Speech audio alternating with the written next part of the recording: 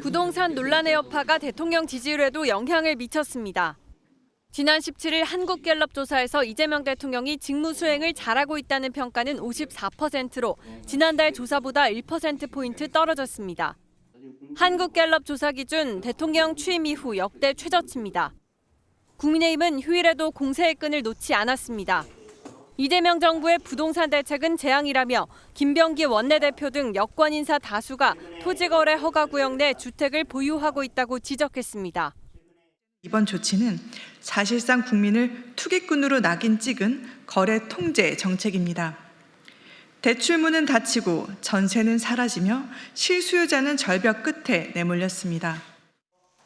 민주당은 요동치는 민심을 의식해 공급 대책 발표를 검토 중이라고 방어에 나섰습니다. 부동산 보유세 인상 포함해서 모든 내용, 그 공급 대책에 대한 거 정부와 긴밀한 협조를 하지만 기본적으로는 정부에서 발표할 예정이 있고요. 국민의힘은 오늘부터 부동산 대책 태스크포스를 꾸려 11호 대책의 문제점을 본격적으로 따질 예정입니다.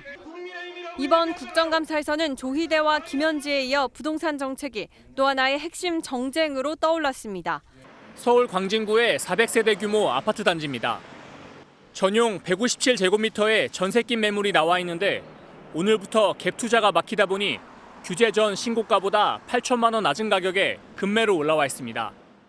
오늘 안에 해야 돼요. 원래는 그래도 한 서너 개 있었어요. 근데 싹 나갔죠. 오늘부터는 정부 발표에 따라 서울 전역과 과천, 분당 등 경기 12곳이 토지거래 허가구역으로 지정돼 2년간 실거주를 해야 집을 살 수 있고 갭 투자가 전면 금지됩니다. 토지거래 허가구역 적용을 하루 앞두고 전세 낀 매물을 팔겠다는 매도인과 갭 투자를 하려는 매수인들의 막판 매매를 위한 문의가 이어졌습니다. 규제 적용 전 문의가 몰리다 보니 통상 일요일에는 쉬는 부동산 중개업소가 영업을 하는 모습도 포착됐고 부동산 커뮤니티에서도 당일 안에 계약 가능한 매수자를 찾는 규제 지역 집주인들의 게시글이 다수 올라왔습니다. 전세 시장 불안에 대한 우려도 커지고 있습니다. 수도권 내 주택 매매 시 실거주가 의무화되면서 전세 공급이 줄어드는 데다 전세 계약을 최대 9년으로 연장하는 법안도 추진되고 있어 전세 매물이 씨가 마를 거란 지적이 나옵니다. 실거주 의무뿐만 아니라 이런 것들이 전반적으로 추진되면 전세 물량의 공급은 급격하게 줄어들 것이다. 결국은 전세의 월세화를 가속화시켜서 이미 수도권 전세 매물이 지난해보다 30% 가까이 줄면서 월세 가격은 역대 최고치를 기록해 주거비 부담에 대한 걱정은 더 깊어질 전망입니다. 재건축이 진행 중인 서울 양천구의 목동 신시가지 아파트입니다. 올해 조합 설립 인가를 받았는데 부동산 대책이 발표된 이후 매수 문의가 끊겼습니다.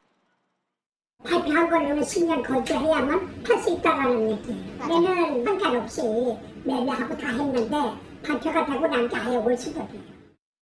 정부가 서울 전역을 투기 과열지구로 묶으면서 조합원 지위를 넘기는 게 사실상 금지됐기 때문입니다.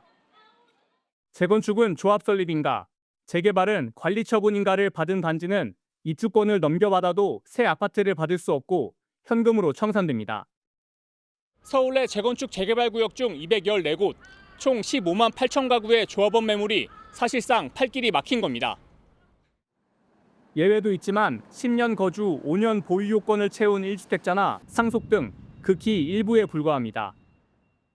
부동산이나 지역 인터넷 커뮤니티에선 사업을 하지 말라는 것이냐는 반발이 이어집니다. 사업 속도가 지연되면서 도심 새 아파트 공급에도 차질을 빚을 거란 우려가 나옵니다. 재건축 사업이 조합원의 동의라든지 적극성이 떨어지게 되죠. 또 수익성에도 악영향을 미치니까. 서울시도 이번 조치로 주택 공급에 지장이 생길 수 있다고 비판하고 있어 논란은 커질 전망입니다. 아파트 단지가 모여있는 서울 행당동의 부동산 중개업소들은 어제 온종일 바쁘게 돌아갔습니다. 규제 지역과 추가 대출 규제가 오늘부터 적용되는 만큼 문의 전화가 쉴 틈 없이 이어졌습니다. 당장 계약하겠다며 집을 보러 온 사람들의 발걸음도 잇따랐습니다. 만나서 썼는데 아슬아슬했죠. 하여튼 사는 사람 입장에서 그게 말한 대로 오늘자로 송금증 있어야 규제에서 벗어나잖아요. 규제 지역에 포함된 다른 곳도 계약 마무리로 바쁘다는 반응이었고 인터넷 커뮤니티에는 급하게 계약하려 한다는 문의글이 빗발쳤습니다. 그러니까 안 보고 계약하신다는 분도 계신데 오늘도 연락이 왔는데 근데 지금 매물이 없어가지고 기존에 가계약금을 넣었던 분들은 계약서 작성을 오늘 해야 돼서 그것 때문에 오늘 정신없이 바쁘네요. 국토교통부 홈페이지는 부동산 대책 자료를 받으려는 접속자가 한꺼번에 몰려 일시적으로 마비되기도 했습니다. 고강도 대책이 전격 시행됨에 따라 시장에선 적용 여부를 놓고 한동안 혼란이 불가피할 전망입니다. 서울 하왕십리동에 지은 지 10년 된 대단지 아파트입니다. 지난달 말 전용 면적 84제곱미터가 20억 원에 거래돼 신고가를 경신했습니다. 치솟는 가격에도 서울뿐만 아니라 지방에서도 매매 문의가 쏟아져 남아있는 매물은 없습니다. 매매는 소진이 됐기 때문에 관전세 이런 것도 있던 것도 다 나갔어요. 서울 성동구 아파트값은 최근 가파른 상승세를 보이고 있습니다. 앞서 두 차례 나온 부동산 대책에도 한강벨트 아파트값은 꺾이지 않는 모양새입니다. 정부가 한 달 만에 다시 칼을 뽑았습니다. 서울시 전역과 과천, 성남, 하남, 광명 등 경기도 12개 지역을 토지거래 허가구역으로 통째로 묶었습니다. 이 지역에서는 실거주를 해야 한다는 서약을 하지 않으면 앞으로 집을 살 수 없습니다. 또 같은 지역을 조정 대상 지역과 투기과열지구 등 규제 지역으로 추가 지정해 21가지 규제를 동시에 시행하기로 했습니다.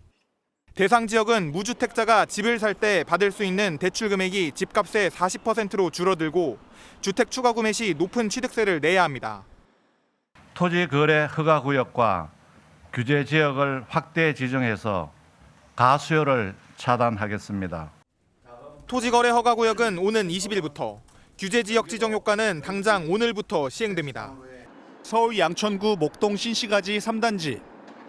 2022년 30대 남성 A씨는 부모님으로부터 이 아파트 한 채를 증여받았습니다. 취득세 부과 기준이 공시가격이 아닌 실거래가로 바뀌는 것이 예고되면서 세금이 크게 늘 거란 걱정 때문이었습니다. 3년이 지난 올해도 비슷한 현상이 반복됩니다. 올해 전국의 아파트 증여 건수는 2만 6천여 건으로 2022년 이래 3년 만에 가장 많은 건수입니다. 집값이 계속 뛰고 있어 파는 것보다는 증여가 유리한데 보유세가 높아지기 전에 자식들에게 물려주자는 겁니다. 이러한 추세는 부동산 시장이 안정화되기 전까지는 내년 초까지는 이어질 것으로 예상이 됩니다. 실제 세금 카드를 쓰지 않겠다던 정부도 상승세가 확산하자 분위기가 바뀌는 모양새입니다. 세제 건드리게 되나요? 어떻게 되나요? 일단 방향성은 저희들이 발표를 하게 될 것 같습니다. 전국적으로 늘어난 천여 건의 증여 중 93%가량이 서울이었고 이 중에도 강남 3구와 양천구 위주로 증여 건수가 많았습니다. 서울 마포구의 3,000세대 재건축 아파트입니다. 중소형 위주로 구성된 단지인데 추가 규제가 나올 거란 소식에 불티나게 팔리더니 모든 평형이 신고가를 기록했습니다. 올해 강남 3구의 아파트값은 이미 2020년 집값 폭등기의 상승률을 뛰어넘었고 강북 한강벨트, 과천, 분당 등도 두드러진 상황입니다. 국무회의를 주재한 이재명 대통령은 이런 부동산 시장 상황에 깊은 걱정을 드러냈습니다. 이렇게 집값 폭탄 돌리기를 하다간 일본처럼 잃어버린 30년을 맞을 수 있다는 겁니다. 너무 과대평가되고 있기 때문에 언젠가는 일본처럼 될 가능성이 매우 높죠. 이게 폭탄 돌리기 하고 있는 거 아닙니까?